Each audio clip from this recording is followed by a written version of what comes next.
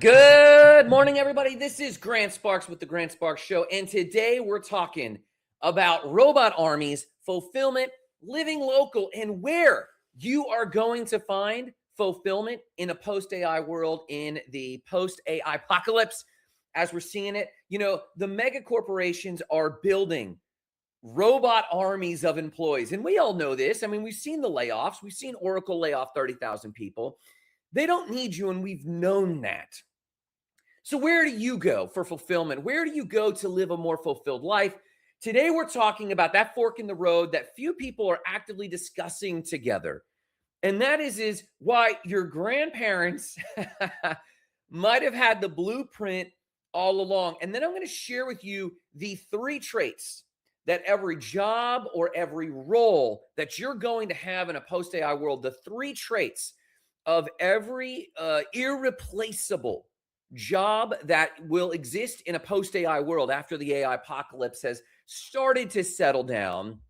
We're going to be talking about this and more in today's Grant Sparks Show. But before we do anything, we're starting with Morning Cup of Gratitude. What are you grateful for this morning? What's waking you up? What's getting you out of bed? What are you excited about? There's a lot to not be excited about, right? There's a lot to be frustrated about. There's a lot to be afraid of right now. But guess what? Most of us, many of us, not most of us, many of us lived through 9/11. Many of us lived through Desert Storm. Many of us lived through the 2008 job collapse and the bubble of the early 2000s. Many of us have lived through the crazy job market of the 2010s, war, civil upheaval. And I'm here to tell you, there's always life on the other side for those who are willing to accept it. And today is a word of encouragement because there is a place for you to feel fulfilled. There is a type of work that is available for you in a post-AI world. Now, I want to parallel this a little bit and lead into this with a story before we get to Morning Cup of Gratitude real quick. One of my brothers worked in high tech, deep tech for the last 15 years plus. He worked in information security for major corporations that we could name, that you would notice right off the bat, very high profile jobs. And he did this all up and down California and in Oregon. And he did it in Sacramento for a Silicon Valley company for a while. And he had a very healthy mid 6-figure life, doing very well for his daughter and his family. And recently, within the last year and a half, the man became a carpenter. And he and I talked for a little bit yesterday, and we talk off and on again. And it was so encouraging and hopeful to listen to someone who was making that multi-6-figure job in Silicon Valley, see the writing on the wall about AI and jobs. And right now, the out of control capitalism, I'm very pro-capitalist, but the out of control level of capitalism, he saw the writing on the wall and said, you know what? I like working with my hands. And he up and gave that up and moved to the mountains of North Carolina to start being a carpenter, to work on building waterways for the luxury families and luxury homes, to work with his hands. And now he's applying AI to that job. Just using AI to build a micro app for him and his team, using AI to come up with inventions that can help these little agriculture businesses and pesticide companies. And he's just putting his knowledge to use, but he's not getting sucked in to the very iron ceiling. It's not a glass ceiling anymore. It's a very iron ceiling. The wealth gap is so far. The moat between you and true mega wealth is so big that I really present for your consideration in today's episode of The Spark Show. We need to rethink how we're finding fulfillment, how we're finding where we're going to thrive, where to put our vision in order to start thriving again and not necessarily keep our eyes so far on the horizon like we did with social media and like we did, with the internet. And we thought, hey, we're all temporarily displaced millionaires. You ever heard that phrase? Most people in America believe they're just temporarily displaced millionaires. There's a form of delusion. And in some ways, I appreciate that spirit of Americans. But in another way, it creates a lot of dis-ease, uneasiness in Americans that they haven't lived up to some multi-million dollar dream. Today, I present for your consideration a new way of looking at these things and thinking about these things. And honestly, it's not a new way. It's a 50-year-old old way to look at it. Let's talk about this and more in today's episode of the Grant Sparks Show. I want you to tell me in the comments below. I want you to tell me who you are and what your money dream has been. I don't care if it's a certain dollar figure. I don't care if it's a certain lifestyle. What has been your money pursuit dream? Put it in the comments. I want to hype you a little bit. I want to hear where your heart's at. Every time we do a speaking event, we were just in Newport Richey, Florida, speaking to about 100, maybe 120 Rotarians at their district meeting. And we were talking about making the most of technology and messaging and branding for Rotaries. But I always take a poll. And that poll really does inform me. That's the advantage of doing a show like this, is you get a pulse of where people are at. I want to hear from you what your current money dreams are. Please be vulnerable and share. I'm telling you right now, my current money goal is $15,000 a month residual income. Hear me. I didn't say passive income. I do not believe that there is anything actually such as passive income. I do believe that there is more leveraged income. I do believe that there is residual income, but all of these things are a little bit different than passive income. There's no such thing as passive income. So here are the three things that I believe. Well, first off, morning cup of gratitude. I am grateful for you. I'm grateful for you getting out of bed. I'm grateful for you staring at society in the face and saying, I'm not going to give up. I'm going to keep pushing, because what the world needs, hear this, don't go out and find what the world needs and try to meet it. It's one of my favorite quotes. Go out and find what makes you alive, because what the world needs is people who are alive. I've said this quote before. It's powerful, because what the world actually needs is people who are alive. And here's the thing about people who are alive. Very rarely are they chasing money. They're earning money, but they're not chasing it. They're chasing fulfillment. They're chasing connection. They're chasing value add to other people's lives, not as some twisting their brain into a pretzel to justify money making. Well, I'm actually thinking about money making, but I'll make it look like this. No. They've actually put the money making to the side, and they said, how can I add extraordinary value? How can I connect with people? How can I circulate with higher lit individuals, which is partly what we're doing with Rotarians? How can I increase the lid of the people I'm running with and be humble and listen and learn? And the money follows. Don't go out and find what the world needs. Find what makes you alive, because what the world needs is people who are alive. That's really what's going on out there. Good morning, Harold Casa. I hope you're doing fantastic this morning. So for today's morning cup of gratitude, I'll tell you what I'm grateful for. And you cannot start the day, you cannot receive the goodness of the week that it has for you if you cannot start with a heart of gratitude. So make that shift with me this morning and just kick off this week with a heart of gratitude. I'm grateful for you who wake up and face society and still just keep going. I am so thankful for you. Thank you for that. And what are you grateful for? I see you, Christy M. I see you, Big Rig Tony. I thank you for being here this morning. What are you grateful for today? What's getting you out of bed? What's got you absolutely pumped? Good morning, Tasha. I see you out there this morning. Good morning, Thud Thunder and Viterid, Charles Avila. What are you grateful for this morning? That's what starts the day. I hope you are doing fantastic. I am grateful for you. Christy M., good morning. I'm grateful for those who wake up and stare this day in the face and jump on threads and fight the good fight, but then go out there and do solid work. So here's the thing today for today's show. Where can you thrive in a post-AI world? No, it's not getting rid of AI. No, it's not throwing yourself into AI. It's a different paradigm entirely. Here's the pattern for every job. And then I'm going to drop in the comments a list of the top 20 jobs and places to thrive after AI has had its way with society, and it will. I'm going to drop that on you because it's very revelational. Some of it's obvious. We know that some of the trades are going to be places for work to thrive, but where can you find fulfillment? There are job roles that will thrive, that will blow your mind, that are Hallmark-like a Hallmark movie on where you can thrive in a post-AI world. I'm going to drop that list in the comments here below in just a moment, but here's the pattern. For every job that will thrive in a post-AI world, here's the three things that they will have. Number one, it will require physical presence. Think farmers markets. Think experiences. Think those cafes that do the PowerPoints, and instead of people going out and drinking beer and getting dumb, they go to a cafe, literally drink coffee or tea or have martinis, and then someone does a PowerPoint. You seen these experiences? That's where people will have experiences. It will require physical presence. It will require human trust. And of course, it's the trades as well, physical presence, but retreats, physical presence, true teaching, not pseudo fake gurus, not your next, online coach who's selling their $2.99 course.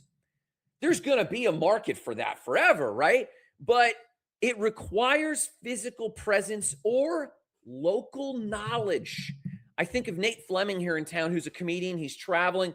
Good morning, Dad. My dad's over here on Instagram. Good morning, sir.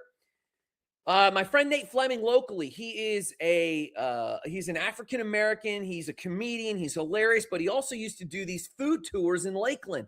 Great local knowledge, great experiences. So every job in a post-AI world will have this. They will absolutely require physical presence. The second thing is this. It will get more valuable as AI commoditizes any alternative. For example, if someone is skimming the feeds of what's going on in Africa, it will become more and more valuable to take people to Africa. Good morning, traveling volunteer man. Good morning, John Richardson. So these jobs in a post-AI world, they will get more valuable as the alternative is replaced or commodified by AI. Public speaking, for example, my show, building a personal brand. As AI commodifies more and more social media, having an authentic personality that you can tangibly touch, because I'm live right now, right? I'm live on Instagram. I'm live on Twitch. I'm live on Facebook. I'm live on YouTube. It's going to be really hard, not impossible, but really hard for AI to fake this. Even the quirkiness of my glasses and what the heck is that light and what's that writing on the background? There's enough unconscious social cues that I'm real. And that will become more valuable as AI commodifies social media, right? So the third thing that every job on this list I'm going to post in the comments, the third thing is it can be amplified by AI. You see, after this show gets done, whether you're on YouTube or wherever you're at, this video gets uploaded automatically to YouTube, and then that gets dropped into Opus Clips automatically. Opus Clips clips it automatically. Then it gets scheduled automatically. And AI is doing that in the background. That's how AI can amplify the sort of fulfilling, thriving work that will happen after. Now, I'm giving an example that's, again, being a creator, but this will be true of the trades. If you are a tradesperson, or like my dad's been retired, what if you provide experiences for retirees that get them together, playing bingo, going on literally field trips to the Bahamas or whatever it is you do? Can it be amplified with AI? Sure, in the marketing of it, in the sharing of it, in the emails that go back and forth to in this example, the retirees you're serving. The pattern for jobs where you will thrive in a post-AI world are: number one, it requires a physical presence and local knowledge. Number two, it will get more valuable as AI commoditizes the alternative. And number three, it can be amplified, not replaced by AI tools. You see, the desk is getting replaced entirely by AI. Automated out there. But the tool belt, the handshake, the neighborhoods aren't. Come back down to earth is the name of today's show. That's what I'm grateful for. Let's get into the lesson. And do me a favor, if you know of someone who's been frustrated, if you know of someone who's been asking questions about AI and what comes next, or someone who likes to sit around the coffee table and philosophize, tag them or comment their name below so that they can see what's going on this morning. I really appreciate it. Now, let's talk about how to come back down to earth, the major problem you all are facing, and how we're going to solve that in a post-AI world. Follow along. Let's do it. So here's what's going on. Here's the data real quick. Goldman Sachs recently put out an article, and it's that AI substitution kills about 25,000 jobs a month. Think about that. AI kills about 25,000 jobs a month right now, and increasing from now through about 2030. Now, they only create about 9,000 jobs, right? So like AI is going to create some jobs, and they say, hey, we're creating jobs. Yeah, but it only creates about 9,000 jobs a month. That's a net loss. in just the AI world of 16,000 jobs a month. And then there's ripple effects of secondary markets. So we're looking of about a loss of 192,000 jobs per year. Now, the unemployment rate nationwide is already about 4.3%, give or take. And in the next few years, that's going to take us to 4.5%. And who's getting hit first? There's two people getting hit first. People in deep tech, high tech, because it's easy to replace those sorts of that sort of work, and new entrants to the job, because employers aren't just killing jobs, they're also foregoing any new hiring. They're not hiring new people because they're asking themselves, how can I offload this? Now, again, if you're watching, wherever you're watching, I'd love to hear in the comments, have you seen or known of anyone who's been replaced by AI or wasn't hired because of AI? Let me give you a living example. Nicole was teaching at Southeastern in her marketing class. I reached out to 3 people for an internship.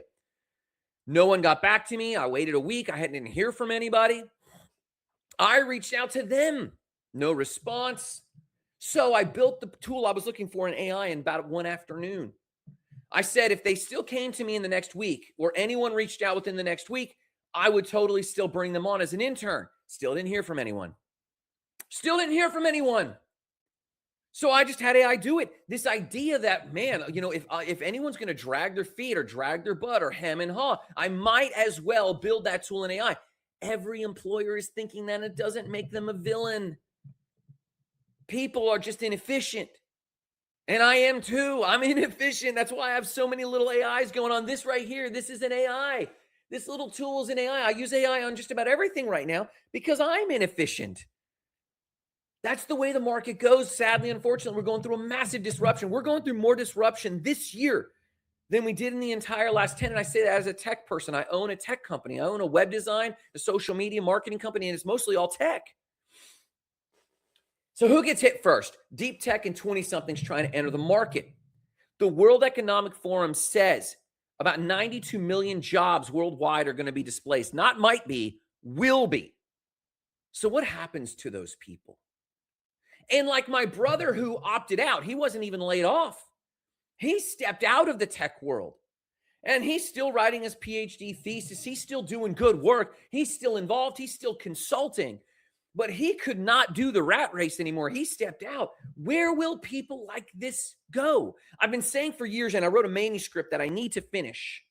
And it was about a couple, and the wife in the couple was, she understood tech, but she did not love it. So she stepped into a more nature world. And then the husband was very much into tech, and he stepped into the tech world, and it watched them diverge. And it was me writing a fiction piece about exploring the idea of what happens when society splits. And there's a whole group of people that say, I'm not going to chase this pseudo-capitalist dream anymore, because it is a dream and there's no way up, because the gap between us and the wealthy is going to get even worse. And this is what's going on.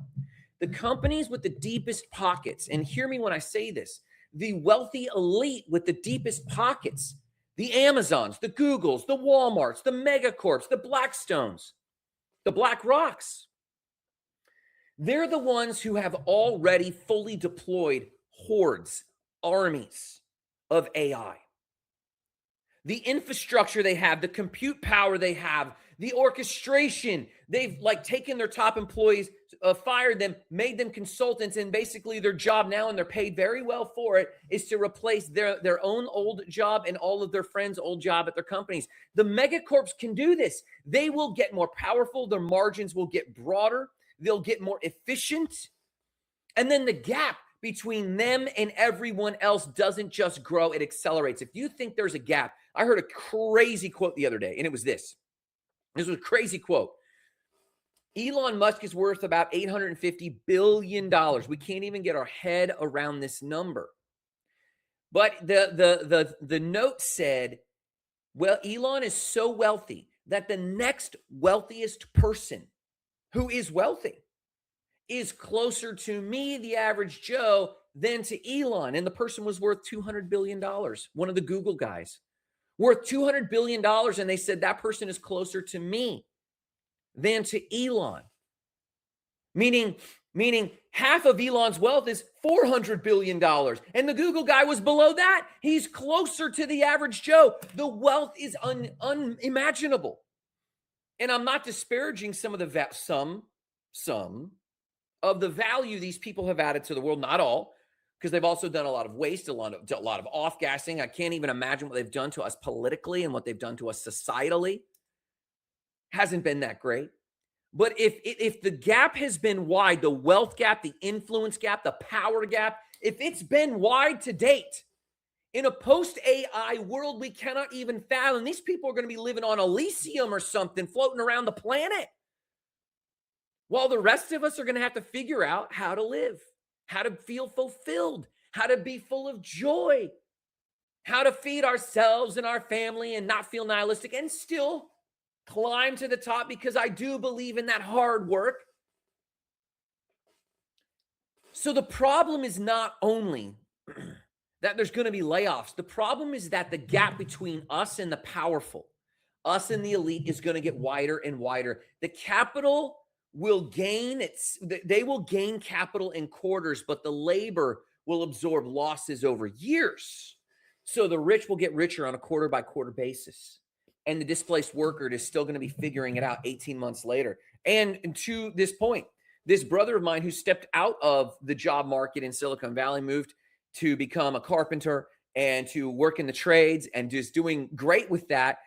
He was just toying with the idea of getting back in as just a low-level employee. He was working in the C-suite in information security. He's like, well, what if I could just get a job, just doing some stuff on the side or remotely? He's been looking for 18 months, can't get back in even with his credentials. I mean, the man has reported to the White House at one point in his career, right? People with these credentials can't get back in. So that seems really problematic, but here's the solution. Here's the solution to this. The same AI that makes megacorps more powerful makes micro economy more viable. And you're going to have to follow me on this. The same AI that creates this disparity is available for you and me at a consumer level where we can still thrive locally within our own sphere. One person with AI tools can now do what it used to take a team of 10. And then you can focus on your microeconomy, as we're going to explore here in a quick second. And that changes everything, because the future is not about competing with the machines. And by the machine, I don't just mean AI. By the machine, I mean the machinery of current out of control capitalism, right? Moving into oligarchism, right? It's out of control. Pure capitalism is micro in nature. You need to hear that. Pure capitalism is micro in nature. And though there are macroeconomies that are undeniable and macro behaviors that are undeniable, for the sake and purposes of today, my definition of pure capitalism is microeconomy. You, me, the baker down the street, my website clients, and the people we do business with. There's a principle from a powerful book in 1973 by E.F. Schumacher. He wrote a book called Small is Beautiful. His argument was the economic calculus forces the industrialist to eliminate the human factor because machines don't make mistakes. This was written in the 70s. And he was obviously talking about mass production. And yes, computers were around, but we weren't in full thrall of the computer age. The economic calculus forces the industrialist to eliminate the human factor because machines don't make mistakes. How much more so today? How much more so today, 50 years later? Absolutely. This sounds familiar, but Schumacher also offered a solution, and it's this. Economies rooted in sense of place, guided by ethics, and ethics are a community ethos.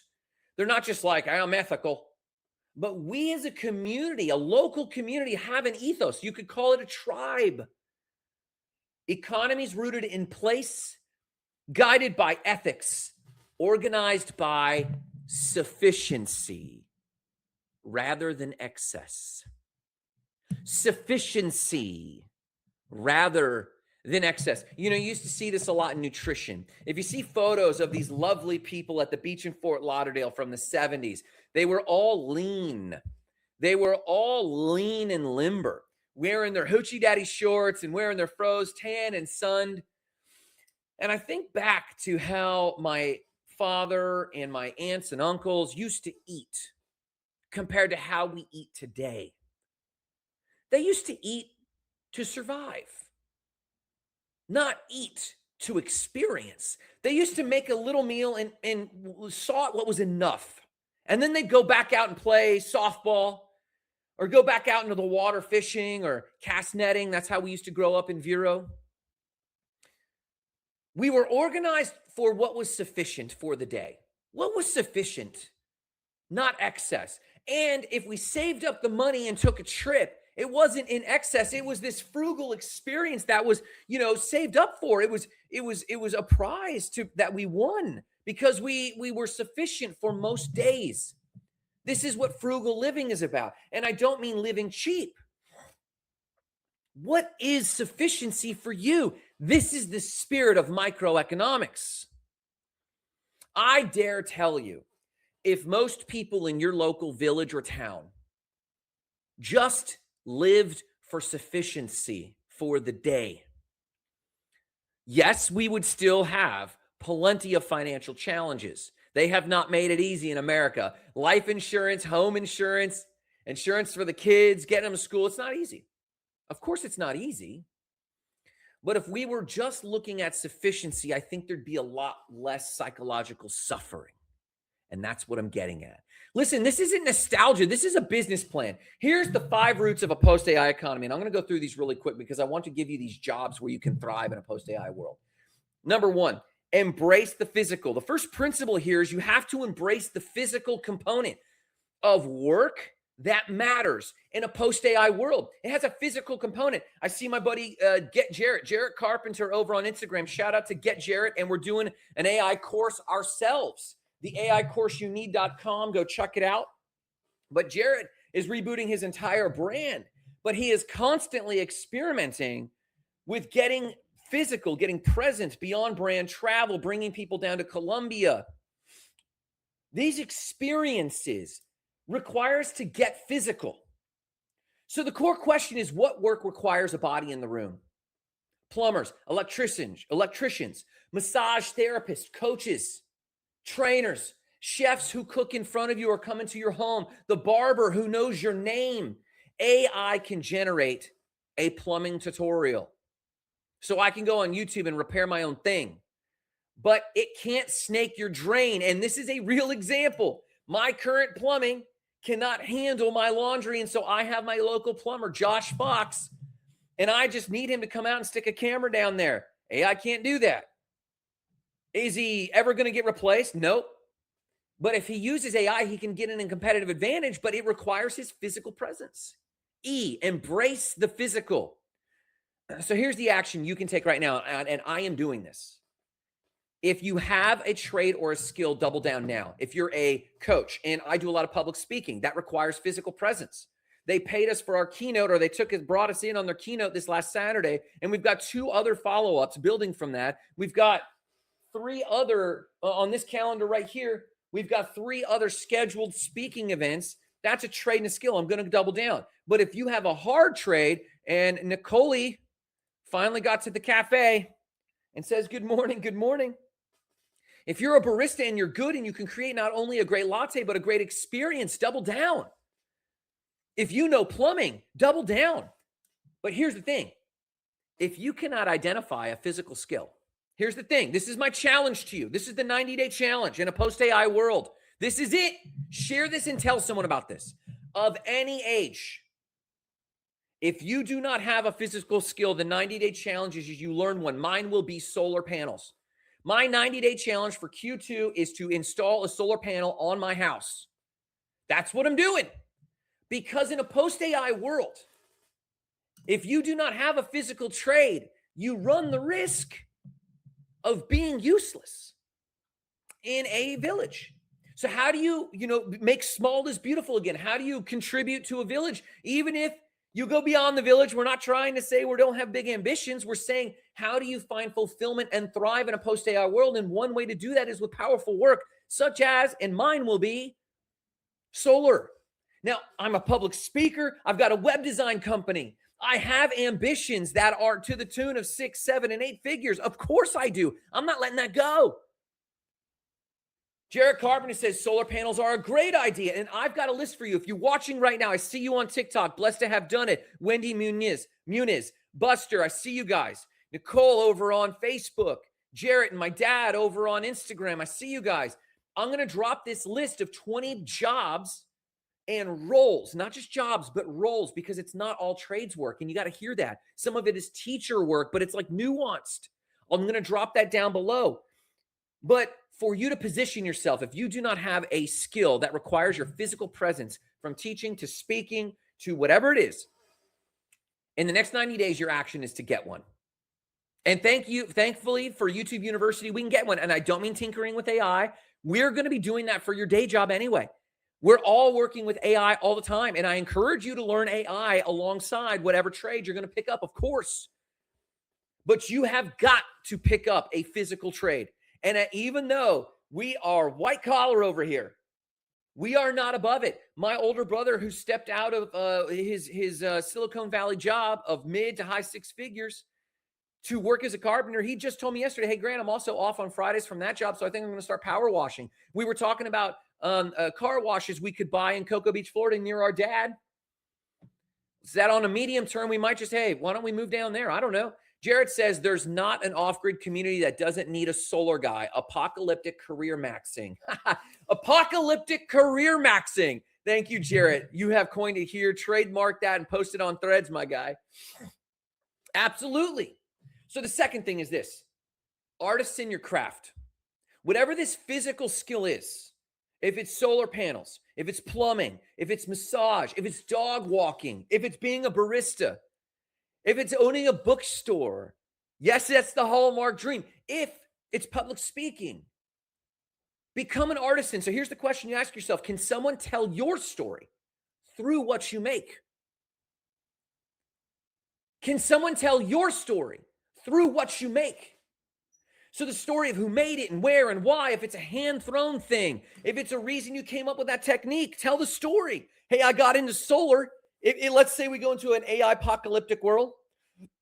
I pray not. I'm going to keep building my technology company. I'm going to keep being a public speaker. But let's say I do. Let's say we end up in an apocalyptic world. How did I get into solar? Well, my name is Grant Sparks. I love electricity. I love the imagery of it. I decided that I needed a skill, and I was sitting on my show one day live on TikTok, on YouTube, on Twitch, on Instagram, on LinkedIn, wherever. And I told myself, I got to do this. So I started doing it. And everyone knows how to raise chickens, and everyone knows how to walk dogs. So few people know how to actually wire a solar panel and source solar panels. And so that's why I got into my craft. Artisan your craft. So educate yourself or embrace the physical work, physical trades, physical skills. And then artisan your craft. So here's your action. Whatever you do, find the part that's uniquely you. If I'm a public speaker, I've got stories. Nicole just asked me the other day, Grant, what's your earliest memory? Thank you for the heart, Sarah. I really appreciate you, Sarah Asher, out there. I see you over there on TikTok. Nicole asked me the other day, hey, why did you get into public speaking? What's your earliest memory as a speaker? And I went to the time that I did a mime as a young man in the town square of Vero Beach. My parents took me, I think it was some Christmas celebration of some kind. I'm not really sure. And I mimed Chim Chimney from Mary Poppins. And in the back of my mind, I remember thinking, I want to do this the rest of my life. That led me to doing theater. And I remember thinking, I want to do this the rest of my life. And then I started preaching when I was involved in Christianity. And I started thinking, I got to do this the rest of my life. And when I left Christianity, I had to zero base again and say, oh, I have a gift and I want to give this gift. And that's my story. So whatever it is you do, what is uniquely you? What's your story? What's your local knowledge? I could tell you what the sandbars look like if I wanted to start surf lessons in Cocoa Beach. I could tell you which beach and why and what the sand does at certain tides. Local knowledge. Make that your centerpiece. Make that your centerpiece. Stop competing on speed and cost. Start competing on soul. What's the soul? of the thing? What's the heart that makes it beat? Stop competing on speed and cost and start competing on the thing that makes it good, the heart of the matter.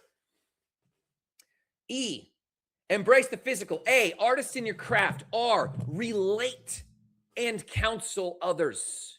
The core question, who do people trust with their hardest decisions?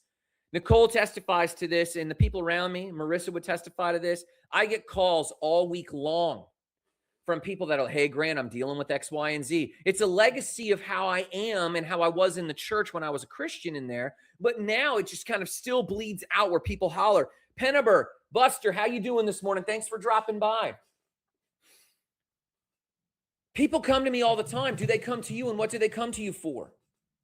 I have an aunt and an uncle. People come to them to play games.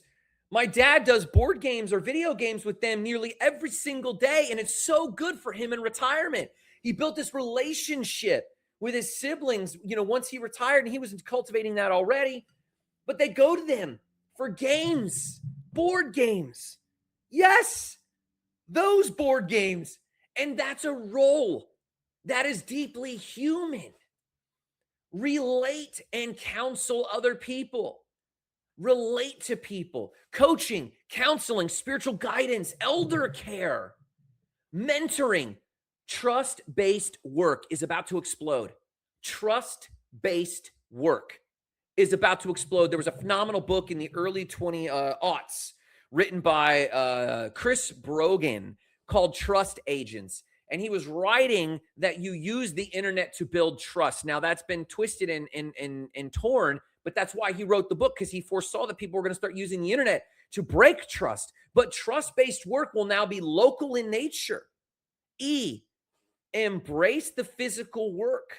A, artisan that craft that's uniquely you. R, relate and counsel other people. We have a core business principle at Spark Sites. Our three core business values are educate, empower, and encourage. But educate is core to that. We have to be educating our people on the decisions they're making. Here's what you can do this week. Start one weekly conversation where you mentor, coach, and counsel someone for free. Build the reputation. Yes, if you are a professional, I've been professionally coaching people for some time. I do charge for my coaching sessions. I host mastermind groups all the time, and we're going to start hosting more and more of these mastermind groups and get momentum around that locally. But if you're not a professional coach, at least engage with someone for free and start coaching, counseling, and mentoring. Develop that muscle. Build that reputation now, because the market is coming to you. The marketing is coming to you, or the market is coming to you.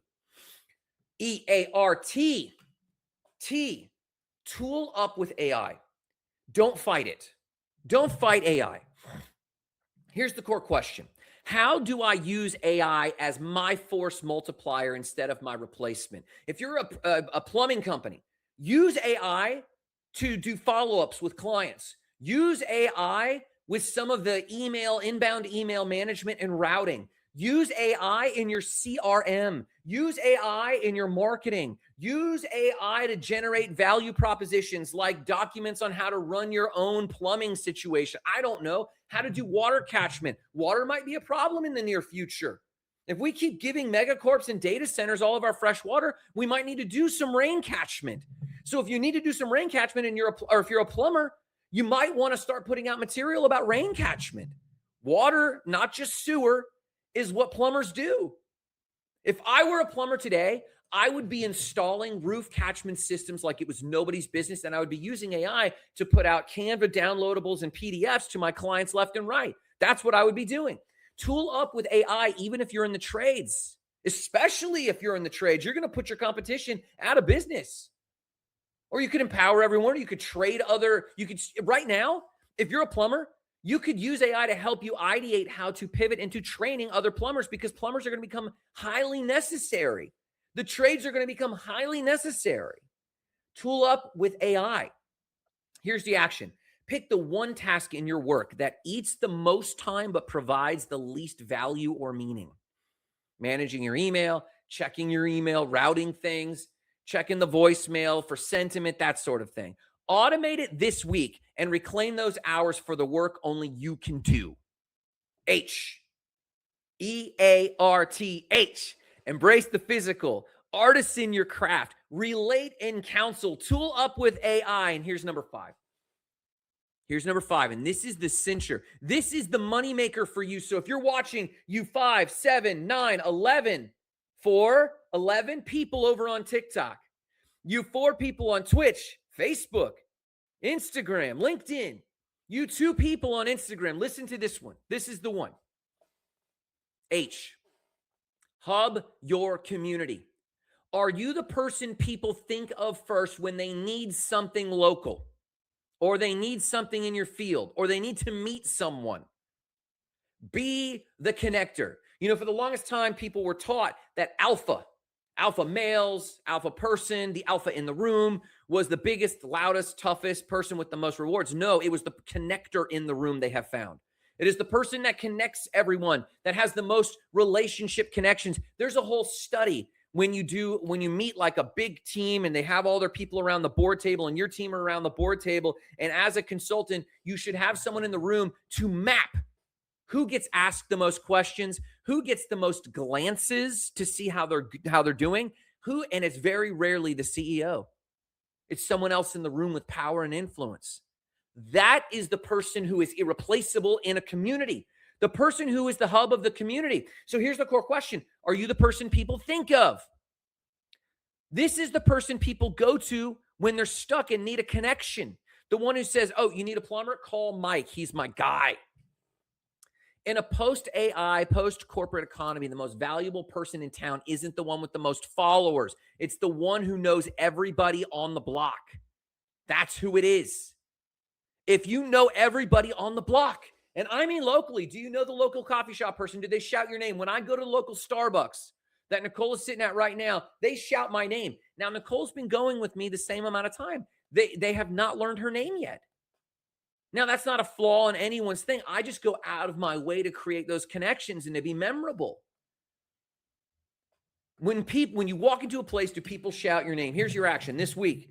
Make 3 introductions for people between those in your community who should know each other. Literally, you could sit right down. One of the people in my life today said, hey, if you're looking for someone doing X, Y, and Z, let me know. I just need to sit down and make a connection. Even if it doesn't follow through, I put them together. It's like invite people for lunch, even if you don't think they can make it, because the invite is what counts.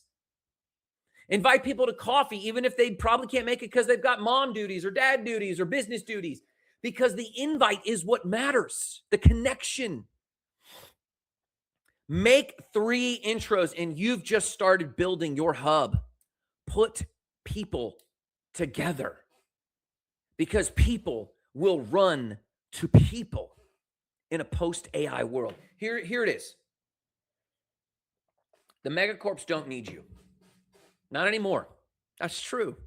The ai-pocalypse is proving to us, friends, that the mega companies don't need us, don't care. And even if they're not being villainous, they have an imperative for efficiency. But you as a human have an imperative for fulfillment and joy and sufficiency. Sufficient to the day are the problems thereof. We've got enough problems. We got enough. Let's just look at it and enjoy it. Put some money away. Enjoy the feeling of savings and the sun on your face. And quit chasing this cold, hard cyberpunk future. Pursue a solar punk future. The megacorps don't need you. That's true. But here's what's also true. You don't need them. I know often it feels like you do. I know often it feels like we need Amazon. And I use it. I have not canceled my Amazon subscription yet. I know often it's like I need that Walmart stop once in a blue moon. I need that massive Walgreens stop once in a blue moon. You don't need them. I know it feels like it. And I'm not even calling for a movement like Professor so-and-so. There's a professor out there calling for a movement to offboard these people. That's not even what I'm pushing for. I'm pushing for your paradigmatic change to know that the future that's worth building isn't just about getting a seat at the table. It's about building your own table in your own town where you're at right now. So many of you are afraid, and I am too, and I feel you. Listen, I hear you. I am afraid that if I put down roots in this town, I'll never leave. I had that fear. If I put down roots, I'll never achieve my multi-million-dollar world-chasing dream. If I put roots down, I won't get on an airplane and visit Asia again or see Portugal again or visit Italy. If I put roots down, I'm afraid I won't be moving fast enough to keep up with the Joneses of dreams. And that's foolhardy. That's foolhardy. I know it logically, but it doesn't feel that way. I get it. But let me encourage you, it is that way. You put roots down, you stabilize your life, and then you suddenly have margin. Margin of money, margin of bandwidth, margin of relationships. And suddenly you then travel and you realize it was settling in, not settling down. It was settling in all along. You know, Tony Robbins used to say there are two intrinsic human needs. One is the need for spontaneity. Of course, we want to adventure. We want new experiences. We want to taste new things, see new people, eat new foods in new countries and around the world. Variety, dopamine hits, yes. But the other human need that we often overlook is the human need for stability. This is why everything that's going on politically drives us nuts right now, because we don't see stability on the horizon. We see gas prices going up and promises broken and crassness on the TV all the time and on the internet. No stability. But guess what? Who is responsible for stability? You and me. I remember when I first moved to Lakeland, Florida, I moved into an apartment and then some things went down. I lost my roommates and I suddenly found myself without an apartment, unable to afford it. And I slept in my car for a short while. And then I met some friends and found a room. And it was a tiny room, no bigger, literally a mop closet. And I laid some rugs down so it wasn't so hard on the floor. I had a pillow and a blanket, and that was it, and a stack of books. And I chose in that moment to be happy. There was cockroaches that would crawl on me at night. I had to put some candles and stuff in there so they wouldn't bother me. It was brutal. And I had nothing but my books, my car. I did have my car. And this room. And I had 30 days to come up with rent. And my work provided it. I got it done. But I chose to find stability. I think it was Rudyard Kipling, the author of The Jungle Book, who said, plant a garden wherever you're at. Because, as Tony Robbins said, you can never build stability out of spontaneity. But you can build spontaneity out of stability. And I'm here to tell you, the out-of-control capitalist dream has had its way with you. I am a pure capitalist. I love capitalism. I love the pure American dream. But we have allowed others to define that for us, and it has taken over us, and it has had its way with us. And somewhere we lost sight to have joy in the moment because we were reaching out for the next. Hear me on this. You can enjoy today and strive for a better tomorrow. You can psychologically relax a little bit and enjoy who you're with and still want something more. You don't have to be miserable with today to pursue a better tomorrow. And so many of you feel like you have to reject this place. So many of you feel like you have to leave this behind. And so you live day in and day out, not yet into tomorrow and miserable about today. And you live in neither. You live in limbo. And you wonder why there's mental dis-ease everywhere. The future that's worth building isn't about getting a seat at some table, a temporarily displaced millionaire. It's about building your own table in your own town with your own hands, maybe amplified with AI, but not trying to keep up with the techie Joneses and the indie hackers and the side hustlers. I do believe in all of those things. I believe you to be a productive person, and you should create more than you can consume. But my friends, you have to remember, we heard this from the crew on the Artemis flight. Earth is a crew. Earth is a crew. And we are traveling through spaceship Earth together. And we've wrecked it enough, a little bit. Can we cool our jets for a minute to enjoy the abundance that we have in the moment and not ignore, not Pollyannaism, not ignoring the pains of today, but enjoying and showing a cup of gratitude for what we do have in order to increase our natural dopamine, increase our natural endorphins, and to say thank you to the world that has been given to us in order to be in a better headspace to pursue a better solar punk tomorrow. Come back to earth. I'm going to drop in the comments before we get out of here the bonus top 20 jobs in a post-AI world. I'm going to see if these are going to make it here in the comments. I don't know if it'll make it entirely in TikTok. I'll drop a link. In fact, I'll tell you what. I'll drop you a link to my show notes right now. I'm going to drop this right now. Don't go anywhere. I want to give you these show notes. Anyone with this link, boom, copy link, boom. Here we go. In the show notes have at the very bottom the list of 20 jobs. I've dropped that on Twitch, on Facebook, on LinkedIn, all of those places. And let me tell you what some of these sound like. Obviously, electrician, plumber, skilled carpenter, small-scale farmer, chef, baker, mental health counselor, elder care specialist, executive coach, grief counselor, physical therapist, community organizer, K through 12 teacher, skilled trades instructor. If you have a skilled trade, focus right now on training that skill. Performing artist, local journalist, AI-enabled solo consultant, local e-commerce artisan. Help local businesses develop their e-commerce. Just go to farmers markets and offer them how to actually get their e-commerce up and running. Personal AI trainer. We do this at Spark Sites already. A repair technician. How can you repair things on the house? Micro gym owner. And more and more. There are ways for you to thrive in a post-AI world. But EARTH, embrace the physical, artisan your craft, relate and counsel to other people, skill up our tools with AI. Oh, what's the last H? Oh my God, where's my H? Hub your community. That's right. Hub your community. Be a community connector.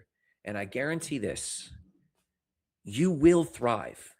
We're talking about this because so many people are afraid of what's next. And I am here to encourage you, be not afraid. Be a human. Be not afraid. Embrace CAI, but embrace what is completely human. 1 foot completely in a technological future and 1 foot in a solar punk joyful land in the sand somewhere. Because no matter what you do today, remember the mission, igniting lives of explosive significance, starting with your own. Have a great day.